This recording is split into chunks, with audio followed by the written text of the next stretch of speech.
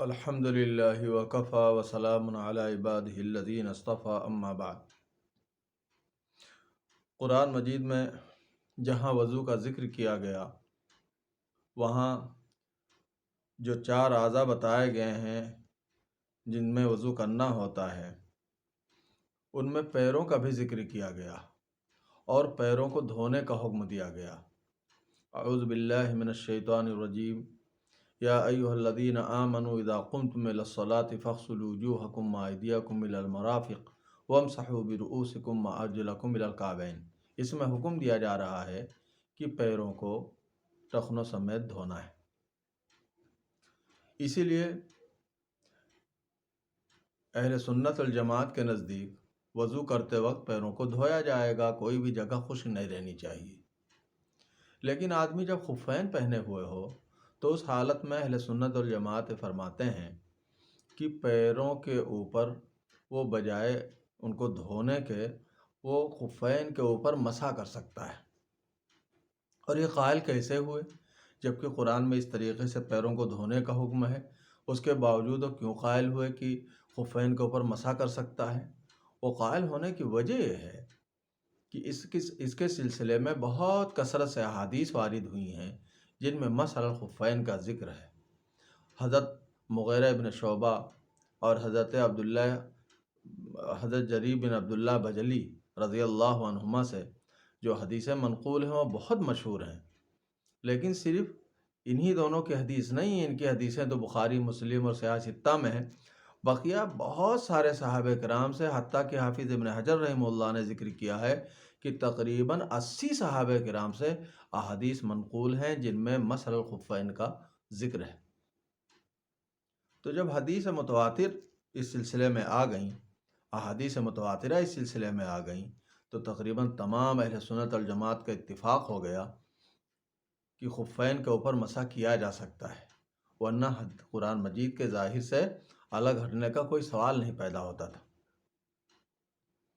اسی لیے حضرت امام ابو حنیفہ رحمہ اللہ سے منقول ہے، ما قلت بالمسح علی الخفین حتی جاءنی مثل ضوء النہار۔ میں اس وقت تک خفین پر مسح کا قائل نہیں ہوا جب تک کہ بالکل روز روشن کی طرح دلیلیں نہیں آ گئیں، روز روشن کی طرح مجھ کے اوپر بات عیاں نہیں ہو گئی کہ یہ چیز باقاعدہ سنت سے ثابت ہے۔ اور امام مالک رحمۃ اللہ علیہ نے تو اس کو باقاعدہ اہل سنت والجماعت کی علامت قرار دیا۔ 3 چیزوں کو انہوں نے علامت بتایا، جن میں سے ایک یہ بھی تھا کہ اہل سنت والجماعت کے جو ماننے والے ہیں، جو اس کے متبعین ہیں، وہ مسح الخفین کو جائز سمجھتے ہیں۔ پہلی چیز تھی تفضیل الشیخین، حضرت ابوبکر، حضرت ابو عمر رضی اللہ عنہما کو فضیلت دیتے ہیں، اور دوسری چیز تھی حب الختنین، یعنی دونوں داماد حضرت عثمان اور حضرت علی سے محبت رکھتے ہیں، اور تیسری چیز یہی تھی کہ خفین پر مسح کے وہ قائل ہوتے ہیں۔ تو بہرحال اہل سنت والجماعت اس کے اوپر متفق ہیں کہ مسح الخفین جائز ہے، بس اس میں کچھ شرطیں ہیں کہ وہ خفین جو ہیں وہ ایسے ہونے چاہیے کہ جو ٹخنوں کو ڈھانپ لینے والے ہوں۔ اب آج کل کچھ اس طرح خفین بھی آتے ہیں کہ جن میں ٹخنے باہر نکلے ہوئے رہتے ہیں، تو ان میں مسح کرنا جائز نہیں ہوگا۔ اسی طریقے سے دوسری شرط یہ ہے کہ وہ خفین پھٹن سے خالی ہوں، ہو بھی پھٹن اگر تو ہلکی پھلکی ہو، زیادہ نہ ہو۔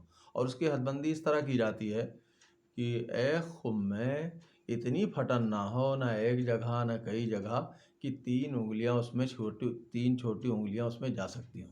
اگر اتنی پھٹن ہو جاتی ہے کہ 3 چھوٹی انگلیاں جا سکتی ہیں، ایک ہی خف میں اس طرح ہوتا ہے، تو پھر ایسی صورت میں مسح کرنا جائز نہیں ہوگا۔ اور دونوں میں ملا کے اگر 3 انگلیوں کے بقدر ہے تو اس کو ایک خف کا صرف جوڑا جاتا ہے، دونوں خفین کا ایک ساتھ جوڑا نہیں جاتا ہے۔ تو اگر دونوں میں ملا کے 3 انگلیوں کے بقدر ہو تو مسح جائز رہے گا۔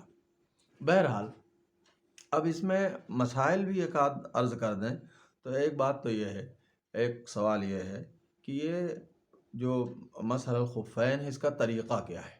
تو اس کا طریقہ جو سنت طریقہ ہے وہ یہ ہے کہ پہلے دونوں ہاتھوں کو تر کر لیا جائے، تر کرنے کے بعد جو ہاتھ کی انگلیاں ہیں ان کو پیر کی انگلیوں کی طرف رکھا جائے، اور بہتر یہ ہے کہ ہتھیلی کا بھی کچھ حصہ انگلیوں کے ساتھ ساتھ رکھ دیا جائے۔ کہاں پر؟ پیروں کی انگلیوں پر، اور ایک ساتھ ان کو ساق کی طرف کھینچ کے لے آیا جائے۔ یہ تو ہے سنت طریقہ۔ لیکن اگر کوئی اس کے الٹا کرتا ہے کہ پنڈلی کی طرف سے شروعات کرتا ہے ادھر لے جاتا ہے، یا وہ جو ہے دائیں بائیں کر کے اس کو کرتا ہے، تب بھی وہ مسح ہو جائے گا۔ اور یہ بھی سنت ہے کہ جب وہ پانچوں انگلیاں رکھی جائیں تو ان کو بالکل ملا کے نہ رکھا جائے بلکہ پھیلا کے رکھا جائے۔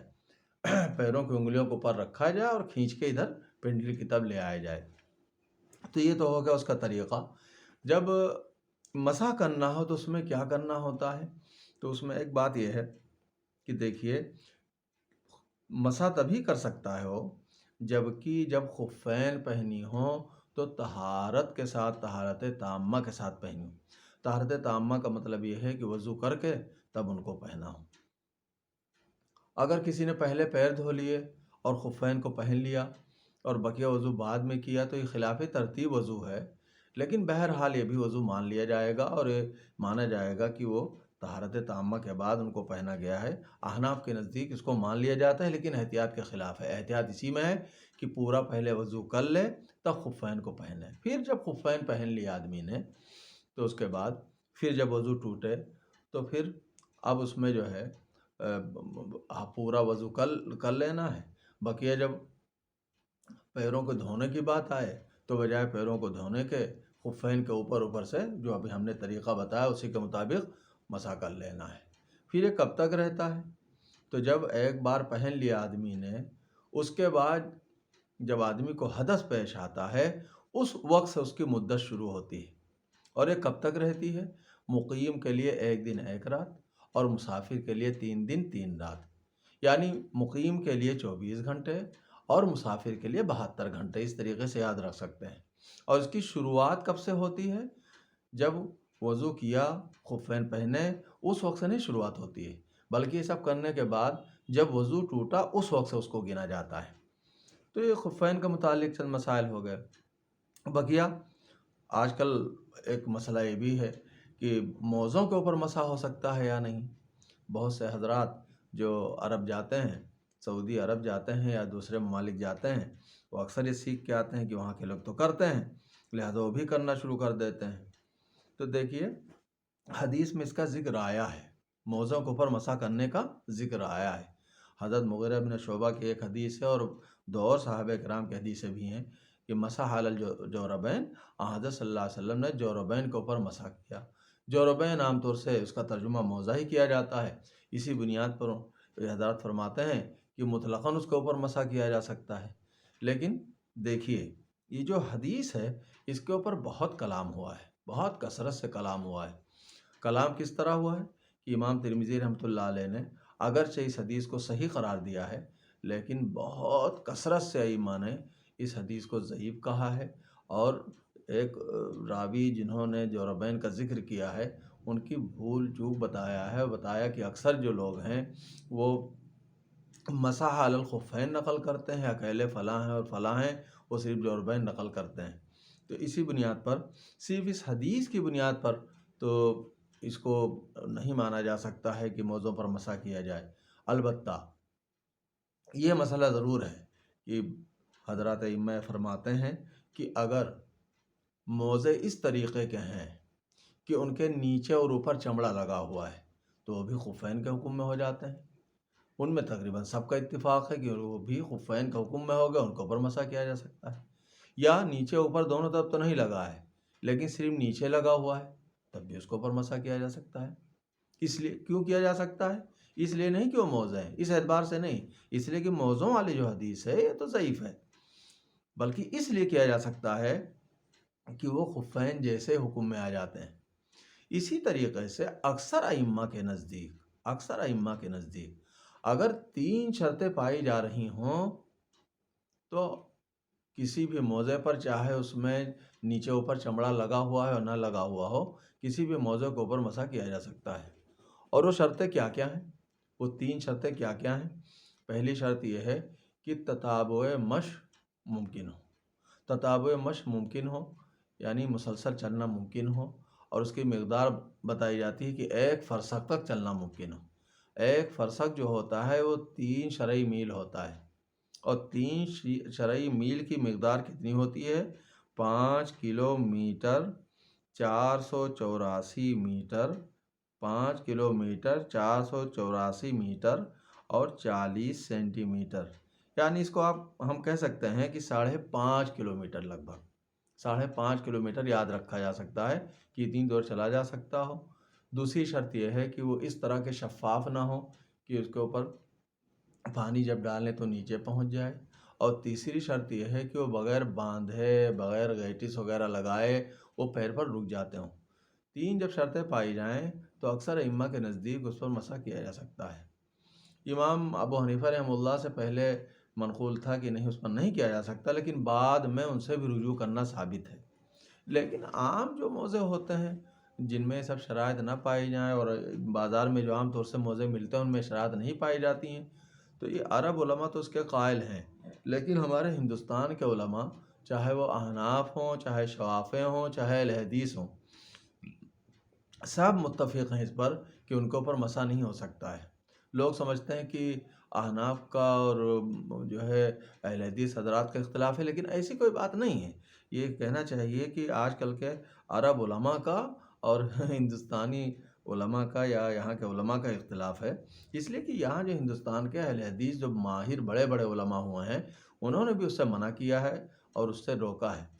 اب یہاں 2 عالم بہت مشہور ہیں اہل حدیث کے، ایک نے ابو داود کی شرح لکھی ہے ان المعبود کے نام سے، علامہ شمس الحق عظیم آبادی، انہوں نے بھی کہا کہ یہ حدیث ضعیف ہے، اس کے اوپر عمل نہیں کیا جا سکتا، لیکن اس میں کچھ جب شرائط پائی جائیں تو خفین کے حکم میں ہو جاتا ہے۔ اور دوسرے جو عالم بہت مشہور ہیں وہ مولانا عبد الرحمن مبارک پوری رحمۃ اللہ علیہ ہیں، جنہوں نے تحفۃ الحوضی کے نام سے ترمذی کی شاندار شرح لکھی ہے۔ انہوں نے بھی یہی سب باتیں بتائی ہیں کہ دیکھیے اس حدیث کی بنیاد پر تو موضوع کے اوپر مسح نہیں کیا جا سکتا، لیکن جب یہ سب شرائط پائی جائیں تو وہ ایک طرح سے خفینی کے حکم میں ہو جاتا ہے، لہذا اس میں مسح کرنا جائز ہو سکتا ہے۔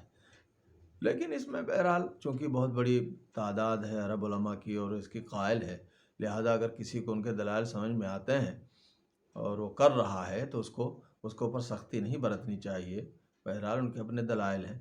لیکن ہم کو خود تو احتیاط کرنا چاہیے، اس لیے کہ قرآن مجید میں اللہ تعالیٰ صراحت سے حکم دیتا ہے پیروں کو دھونے کا۔ اب اس سے جب الگ ہونا ہے تو خیر خفین کا تو مسئلہ الگ ہے، اس کے لیے تو 80 صحابہ کرام سے حدیث منقول ہیں، لیکن یہ موضوع والے مسئلے میں ذرا احتیاط برتنے کی ضرورت ہے، سوچ سمجھ کے اس کے اوپر عمل کرنا چاہیے، اس لیے کہ قرآن کا ظاہر کچھ اور کہہ رہا ہے اور ہم اپنے طور سے کچھ اور کر رہے ہیں، اور اس کے بنیاد ایک حدیث کو بناتے ہیں، اور وہ حدیث ایسی ہے جس کے بارے میں امام مسلم رحمۃ اللہ علیہ نے کہا کہ قرآن کے ہم ظاہر کو فلاں فلاں کے کہنے سے کیسے چھوڑ دیں بھائی، وہ ضعیف ان کے ذوق کی طرف بھی اس میں ایک طرح سے اشارہ ہے۔ تو یہ چند باتیں ہم نے خفین پر مسح کے سلسلے میں عرض کر دیں، جن میں موضوع پر مسح کا بھی ذکر آ گیا۔ اللہ تبارک تعالیٰ شریعت کے اوپر عمل کرنے کو آسان فرمائے۔ وآخر دعوانا الحمدللہ رب العالمین۔